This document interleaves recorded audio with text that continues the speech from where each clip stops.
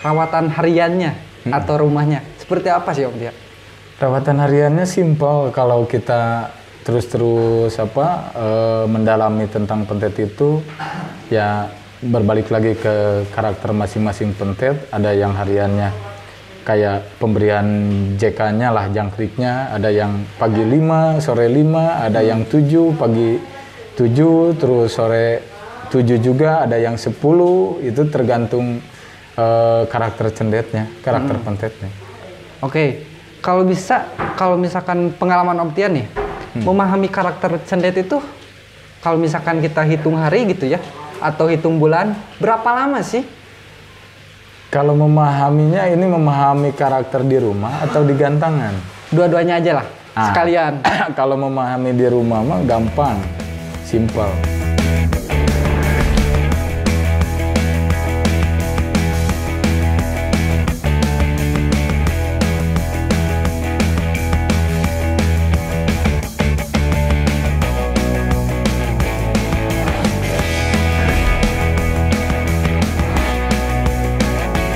Om Tia, Ya, gimana kabarnya? Alhamdulillah baik Om. Gimana? Om Tia, gimana sih itu ceritanya? Kenapa hobi burung pentet atau cendet gitu? Awal mulanya dulu tahun 2013-an. Tidak sengaja sih pas main-main dapat pentet ya cendet di rumah temen, harganya 500.000 rupiah lah. Yang namanya ancaman, ternyata ketagihannya ya pas dibawa ke lapang, alhamdulillah selalu juara. Nah dari sana baru ternyata main cendet pentet itu mengasihkan lah, indah pokoknya mah. Awal mula dari beli burung rumahan gitu? Rumahan, seharga 500.000 rupiah. 500.000. Tahun berapa itu? 2013-an lah. 2013? Iya, 2013. Berarti Om Tia dari mulai main cendet itu dari 2013? 2013. Seninya cendet itu apa sih?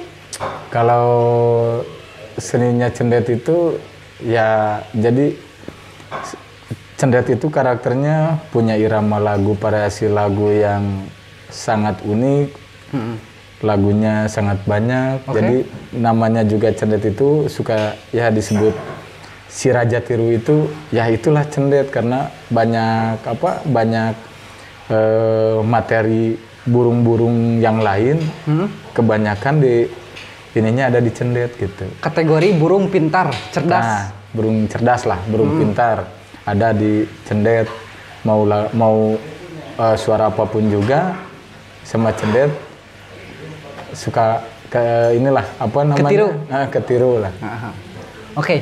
Lanjut ke perawatannya. Kalau misalkan dalam hal perawatan itu Om Tia susah-susah gampang atau gimana gitu? Ya kalau namanya pentet itu dalam perawatan itu susah-susah gampang juga karena kita harus memahami yang pertama karakter burungnya sendiri. Jadi di pentet itu satu pentet sama yang lainnya perawatannya beda-beda. Satu burung dan dua burung itu beda? Beda, nggak bisa sama. Nggak bisa sama karena kita melihat juga karakter pentetnya juga. Apakah terlalu fighter atau biasa-biasa saja, kan itu pasti perawatannya beda. Kita kembali dulu ke dasar mungkin ya? Iya. Memilih bahannya seperti apa sih Om Tia?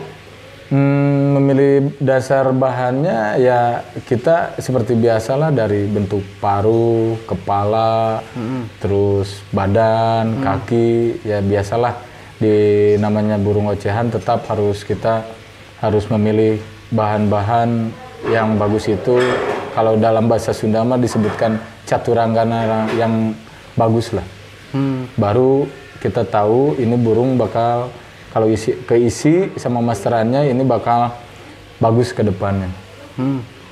Apakah akan menjamin kalau misalkan kita udah memahami dasar yang tadi sudah disebutkan? Maksudnya bakal menjamin ini burung bakal bagus gitu?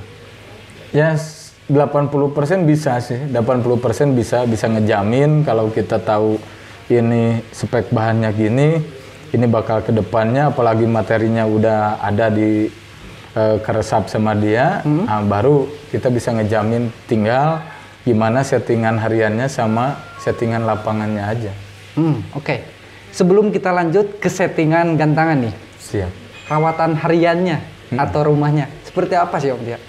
Rawatan hariannya simpel. Kalau kita terus mendalami tentang pentet itu, ya berbalik lagi ke karakter masing-masing pentet. Ada yang hariannya kayak pemberian JK-nya lah, jangkriknya. Ada yang pagi 5, sore 5, ada yang 7, pagi 7, terus sore 7 juga, ada yang 10. Itu tergantung karakter cendetnya, karakter pentetnya. Oke. Kalau misalkan pengalaman Om Tia nih, memahami karakter cendet itu, kalau misalkan kita hitung hari gitu ya, atau hitung bulan, berapa lama sih? Kalau memahaminya, ini memahami karakter di rumah atau di gantangan? Dua-duanya aja lah, sekalian. Kalau memahami di rumah mah gampang, simpel. Ini kan kita lihat karakter sehari-harinya, kadang-kadang ada yang, wah ini pasti di lapangnya ini bakal datang ke lapang walaupun bahan, tinggal poles dikit, ini udah pasti jadi. Ada yang lama tapi burungnya bagus di rumah, tapi di lapangnya kadang-kadang lama untuk jadi Jalan berprestasi. Iya. Oh, oke. Karena balik lagi ke mental. Ada caturangganya bagus tapi mental juga nggak ngejamin apakah bagus apa enggak di lapangannya gitu kan. Oh, berarti diutamain mental ya? Ya mental juga termasuk. Termasuk kan, cuma kita itu memahaminya dari karakter di rumah aja dulu lah, dari bahan ya caturangga itu. Kalau ini kepalanya gini, parunya gini, bentuk badannya gini, pasti di lapangan juga mentalnya yakin bakal kuat. Walaupun pertama gantang burung itu suka nggak bunyi dulu kan, tapi pasti yakin ke depannya pasti jalan. Oke. Kita mengisi untuk materi nih. Biasanya itu masteran memasuki cendet itu apa saja sih yang menonjol gitu? Kalau masteran, kalau saya pribadi di rumah kadang-kadang masteran lebih cepat sama burungnya lagi, nggak pakai MP3 gitu. Oke. Karena lebih cepat sama burung itu, daya tangkapnya kan kalau burung ke burung masuk mah lebih cepat daripada sama MP3-an gitu kan. Kayak masteran-masteran gitu sekarang gitu. gitu kan. Berarti langsung sama burungnya jenis sendiri, burungnya. iya. Oke. Biasanya itu kenari atau jalilin kah atau apa gitu? Yang dominannya Kalau kenari itu sebenarnya, kalau suara kenari itu udah seperti udah ada bawaan sendiri kalau di cendet. Oh gitu? Ada dasar-dasarnya. Jadi ini setiap cendet pasti mempunyai lagu ini, bukan lagu mati semuanya juga, nggak ada lagu mati, cuma oktavnya turunnya ke bawahnya pasti lagu ini, terus sesudah ini pasti tembakannya bakal gini gitu kan. Tapi kadang-kadang kayak kenari kayak gitu kan, perenjak itu suka ada bawaan dari sananya, bukan dari masteran. Kadang-kadang kita nggak ngemaster dari trotol ya. Iya. Sama kenari nggak di master, nggak di ini, tapi suka ada gitu kan. Bawaannya atau Bawaannya, nggak ngerti. Jadi saya juga kurang paham atau gimana ya? Iya, tapi suka ada gitu kan. Oh iya. Jadi itu kadang-kadang, oh ini mungkin karakternya udah gini gitu kan. Kayak gereja ya? Nah, gerejaan kan itu udah umum lah. Iya. Kalau di pentet itu, kalau gerejaan itu udah seperti makanan biasa lah gitunya. Suara gereja itu kan ciri khas cendet itu di gereja gitu kan. Oke, kalau misalkan dalam hal penjemuran itu dan mandi nih, gimana sih? Kalau mandi rata-rata ya menurut karakter sama juga sih. Kalau mandi penjemuran kadang-kadang di rumah saya juga nggak ada yang dijemur. Kadang-kadang gini jemurnya harus tarik, harus full gitu kan. Kayak jemur dari jam 8, kadang-kadang jam 1 siang baru diangkat. Kadang-kadang ini cuma penjemurannya 1 jam. Ada di rumah juga burung cendet yang tidak dijemur, ada juga. Oke Om Tia, kalau misalkan saya ya melihat ke belakang, itu cendet kenapa ya? Kalau misalkan dijemurnya pakai kerodong gitu. Tahu nggak Om Tia? Itu kalau dijemurnya pakai kerodong itu karena kita itu kan, itulah ciri khas cendet itu kenapa penjemurannya harus kadang-kadang dikerodong. Dikerodong. Nah, dikerodong itu supaya fighternya benar-benar timbul di lapangan. Jadi pas dibuka kerodong itu dia langsung bunyi. Langsung bunyi, langsung enak lah gitu kan. Rata-rata cendet itu gitu. Full kerodong. Bisa dibilang itu membentuk karakter nggak? Bisa. Karena kita juga kan ada cendet itu ada yang takut motor, ada yang lewat atau gimana, ada yang pegang HP. Makanya selalu kalau saya pribadi selalu full kerodong, terus jarang, kalau saya pribadi jarang dimainin sama tangan itu karena kan kita kalau menghadapi event-event besar nggak mungkin kita gantang pentet langsung kita pakai tangan lah ini di diherian lah ciksuna nama ya kenana. Jadi mal mungkin kan jarak event nasional itu kadang-kadang kan dari gantangan ke pagar itu 12 meter. Apakah kelihatan tangan kita gitu kan? Makanya di rumah saya jarang lah, nggak ada yang burung cendet yang mainin sama tangan gitu kan. Oke, lanjut lagi ke rawatan H-H atau menjelang lomba nih. Gimana itu? Nah, terutama itu yang paling penting itu pas lombanya. Jadi settingan rawatan H-1 itu harus benar-benar. Kadang-kadang ada yang hari H-nya untuk settingannya. Jadi balik lagi ke karakter masing-masing. Masalahnya kan ada yang benar-benar fighter, ada yang biasa. Kemarin juga ya ada settingan ini nih H-1 pas malam harus dikasih ini dulu koroto atau ulat atau gimana, jangkrik dinaikin atau gimana. Ada juga yang besoknya pas hari H-nya itu kan tetaplah ketergantungan pada karakter sifat masing-masing pentet settingan. Terus sebelum menjelang lomba misalkan itu bisa terlihat gak ini bakalan mantap gitu di gantangannya? Bisa kelihatan. bisa. Ciri-cirinya seperti apa, Om Tia? Itu pemahaman dari masing-masing. Jadi pas mau besoknya ke event itu kadang-kadang di rumah juga udah pede. Ini burung pasti jalan di gantangan. Contohnya pasti aja ini, nih, contohnya. Contohnya gini lah. Saya punya bomber lah sekarang. Burung itu dari nol lah, dari trotol ini. Pas kalau dia ketahuan kalau mau ke event itu, kalau dia mau pasti bunyinya enak, kerjanya enak itu di rumah juga udah ketahuan ya bakal jalan lah di gantangan. Gacor kah atau gimana itu? Gacor, tapi gacornya itu kalau dia udah dikasih hari H-nya gitu kan. Kayak dia kan terus terang lah ini tentang bomber ini dikasih kroto pagi sekitar jam 7 atau asal jangan lewat jam 8, dia pasti rubah karakternya. Kalau udah rubah karakternya pas dibawa ke lapang itu, mandi di lapang itu, apalagi udah bunyi, ya udah pede. Pasti bunyi gitu kan. Insting lagi atau gimana? Insting lagi lah. Insting kekitauannya masing-masing. Oh, mungkin itu kembali lagi perawat ya? Kalau gitu susah ya dijelasinnya? Iya juga. Oke Om Tia. Prestasi paling berkesan sama Om Tia selama main cendet di mana sih? Dapat juara apa gitu atau gimana gitu?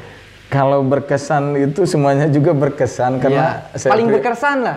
Saya pribadi kan belum kayak pemain cendet-cendet yang lain kayak sudah piala raja atau piala yang di luar-luar gitu kan. Pastilah orang lain pasti ada yang lebih kayak piala Preska.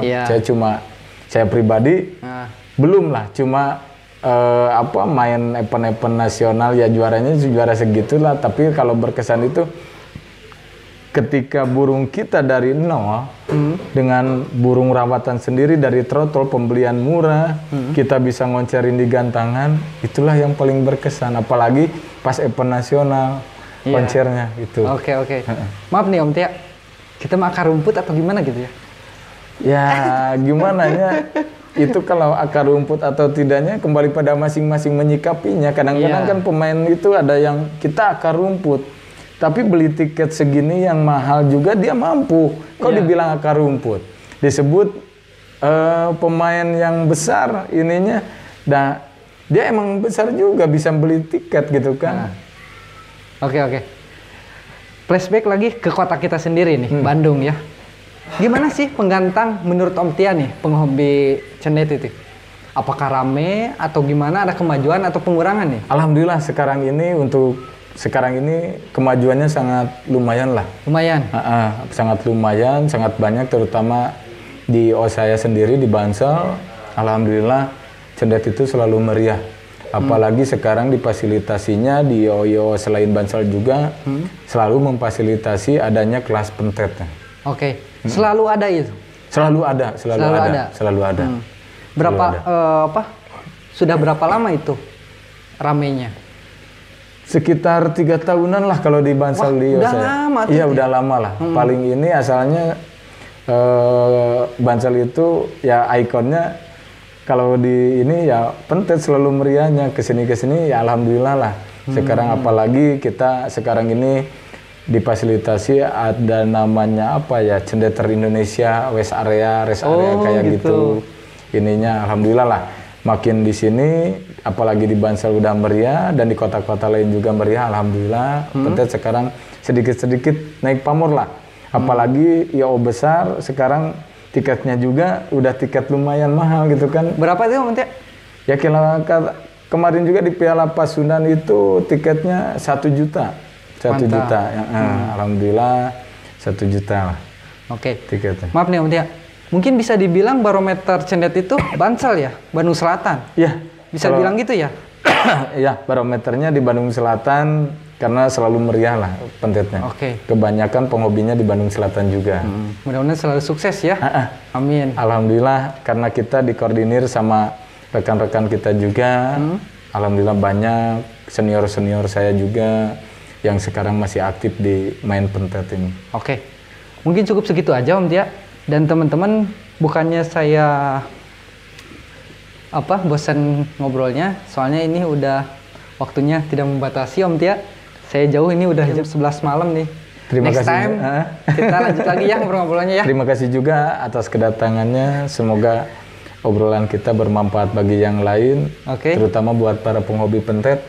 Jangan takut, jangan ragu, karena kita walaupun ada bos, tidak ada bos, tidak ada akar rumput, semuanya berhak untuk jadi juara. Yang penting kita bisa mengoptimalkan burung pentet itu di gantangan. Masalah mewah atau tidak mewah, yang penting kita itu dapat hokinya, dapat rezekinya. Semangat terus ya. Untuk penghobi pentet. Siap. Oke teman-teman, mudah-mudahan obrolan kita, guyonan kita mudah-mudahan bermanfaat untuk kita semuanya ya. Dan jangan lupa untuk Facebooknya Om Tia? Atia Nugraha, follow atau tambahkan ya. Terserah lah. Oke, mungkin gitu aja ya. Assalamualaikum warahmatullahi wabarakatuh. Gimana? Iya, sama-sama. Masih pakai Indonesia kene ya, sama-sama tuh.